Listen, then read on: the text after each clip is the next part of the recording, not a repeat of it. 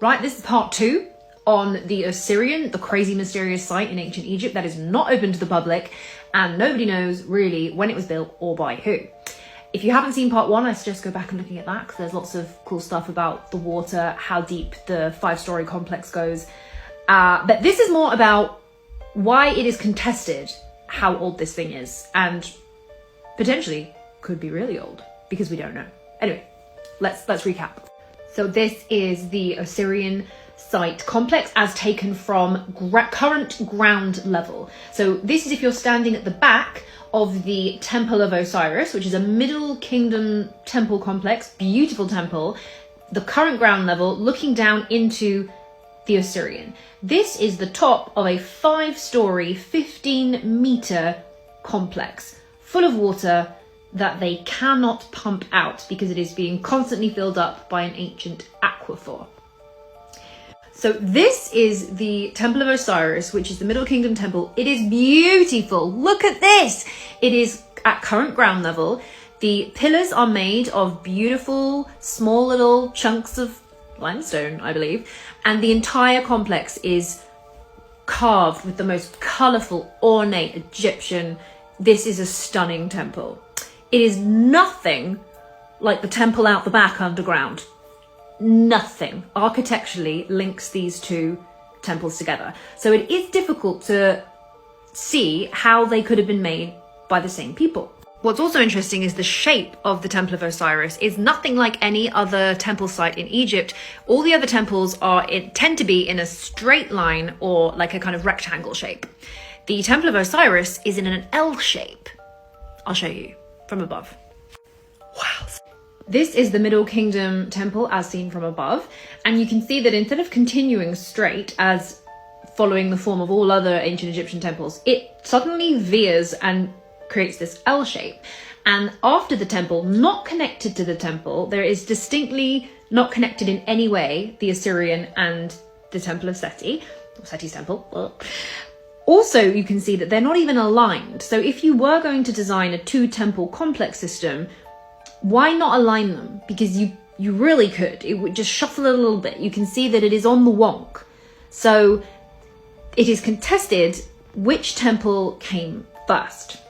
Here is another view from kind of bird's eye. You can see the Middle Kingdom temple and then the Osirian behind. Now, this is apparently the area that's highlighted is the area that you would need, the space you would need in order to dig the 15-meter 5-story complex that is the Osirian. So if you were going to build the Osirian after the fact from the temple that is above, you would need this amount of space in which to do it. So according to the scientists who were like working out this archaeology, it's impossible that the Osirian was built after the fact from the Middle Kingdom temple. It had to have been there first because physically they're too close together yet not connected to be able to be. Do you see what I mean? What am I trying to say? Do you see what I mean?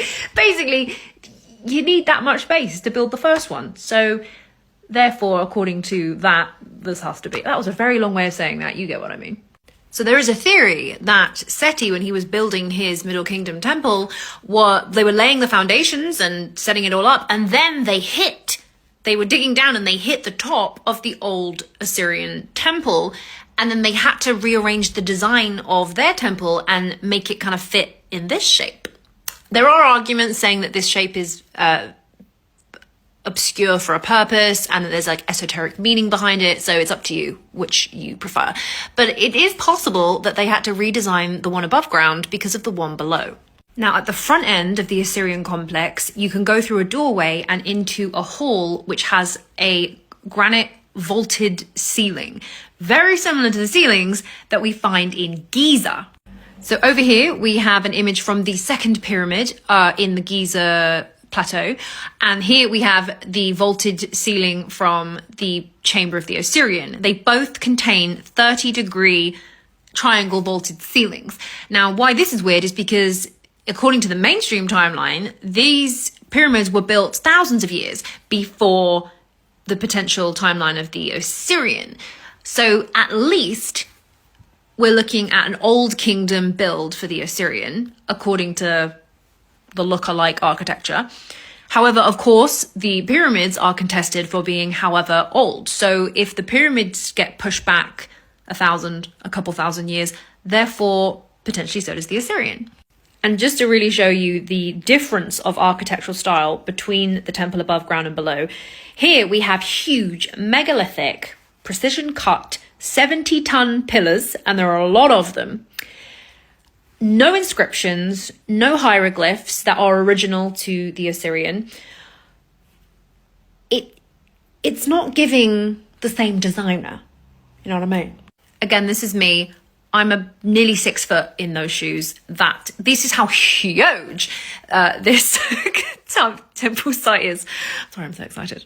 Now, there is one other site in Egypt that looks very similar to the style of the Assyrian, and that is the Valley Temple, which is the temple in front of the Sphinx. Now, we know that the Sphinx is contested date-wise because we have records of the Sphinx being repaired in the 4th dynasty, which, why are you repairing something that you apparently just built? So there's some questionable questions to be asked there. But also look at the style. There is 0 hieroglyphs. The wall pattern on the side is very similar. The fact that it's like shaped with the pillars, you can see what I see. So I would say there's a really good argument that the Assyrian is at least Old Kingdom. At least. And we can contest even that. So what do you think? How old do you think the Assyrian is based on the style? Let me know. Ancient Egypt is really famous for building up, like the pyramids, but actually what I think is even cooler is the fact that they built down. You have huge 100-foot, 125-foot shafts and sort of complexes underneath the Giza Plateau. And clearly at the Assyrian, we have a 15-meter, 5-story complex that's underneath. So I would bet all of my money that there are probably literal cities and structures underneath the sand and way out into the Sahara Desert that we just know nothing about. And I, for one, petition that we scan it all. Like they're scanning the Amazon. We need to scan the Sahara Desert because we're going to find stuff underneath, 100%. Mark my words.